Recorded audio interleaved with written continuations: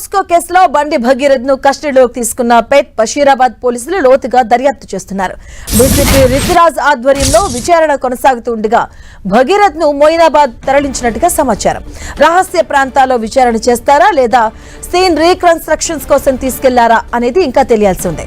భగీరథ్ ను 3 రోజుల కస్టడీకి తీసుకున్న పోలీసులు చెర్లపల్లి జైలు నుంచి ఆసుపత్రికి తీసుకెళ్లి వైద్య పరీక్షలు చేయించారు. అనంతరం కస్టడీలోకి తీసుకుని విచారణ చేపట్టారు. కుకట్పల్లి డీసీపీ రితిరాజ్ ఆధ్వర్యంలో ఈ విచారణ కొనసాగనుంది.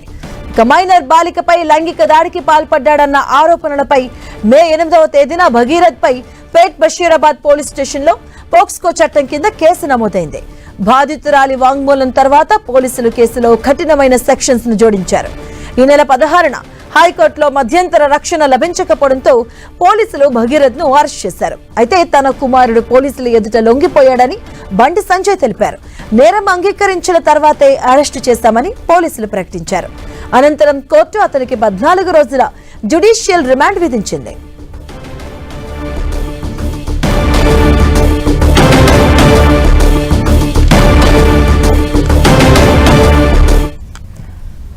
ఇదే అంశానికి సంబంధించిన పూర్తి అప్డేట్స్ మా కరెస్పాండెంట్ కిరణ్ అందిస్తారు. కిరణ్, మాధవి, బండి భగీరథను కొద్దిసేపటి క్రితం పేట్ బషీరాబాద్ పోలీసులు మొదటి రోజు కస్టడీలోకి తీసుకున్నట్టుగా చెప్పుకోవచ్చు. నేరుగా చెర్లపల్లి జైలు నుంచి వైద్య పరీక్షల అనంతరం పేట్ బషీరాబాద్ పిఎస్కి తరలిస్తారని కూడా అందరూ భావించారు. కానీ అనూహ్యంగా అతన్ని మొయినాబాద్ వైపు తీసుకెళ్లినట్టుగా తెలుస్తుంది. ప్రస్తుతానికైతే మొదటి రోజు కస్టడీలో భాగంగా సీన్ రీకన్స్ట్రక్షన్కి సంబంధించిన విషయాలను కొంత తెలుసుకునేందుకే అటు పేట్ బషీరాబాద్ పోలీసులు కూడా భగీరథను మొయినాబాద్ వైపు తీసుకెళ్లినట్టుగా సమాచారం. ఇప్పటి వరకు అయితే పేట్ బషీరాబాద్ పిఎస్లోనే 3 రోజుల కస్టడీ విచారణ సాగుతున్నట్టుగా గతంలో పోలీసులు చెప్పారు. కానీ ప్రస్తుతానికి అయితే అతడి తరలింపు వ్యవహారం చూస్తే కూడా మొయినాబాద్ వైపు అతన్ని తీసుకెళ్తున్నట్టుగా సమాచారం. ఎందుకంటే బాధితురాలి 3వసారి స్టేట్మెంట్లో చాలా కీలక విషయాలు వెల్లడించడం, అతడి లొంగుబాటుకు ముందు తర్వాత కూడా స్నేహితులకు సంబంధించిన స్టేట్మెంట్ కూడా రికార్డ్ చేసిన నేపథ్యంలో ప్రస్తుతానికైతే అతడి కేసుకు సంబంధించి ఆ స్నేహితులు కూడా కొన్ని కీలక విషయాలను వెల్లడించినట్టుగా ఇప్పటికే పోలీసులు కొంత దానికి సంబంధించిన సమాచారాన్ని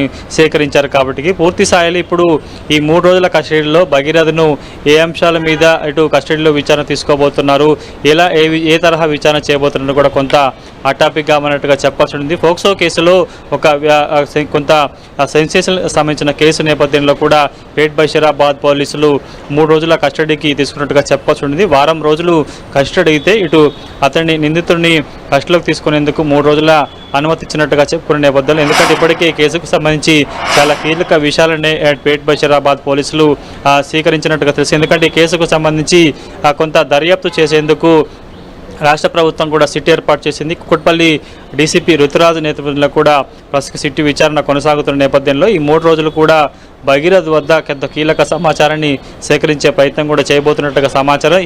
ఇక బాధిత యువతి ఎవరైతే ఉన్నారో యువతిని ట్రాప్ చేసి ఆ తర్వాత ఆ ప్రేమ వ్యవహారాలను కూడా నడిపినట్టుగా కొంత అనుమానం వ్యక్తం చేస్తున్నారు.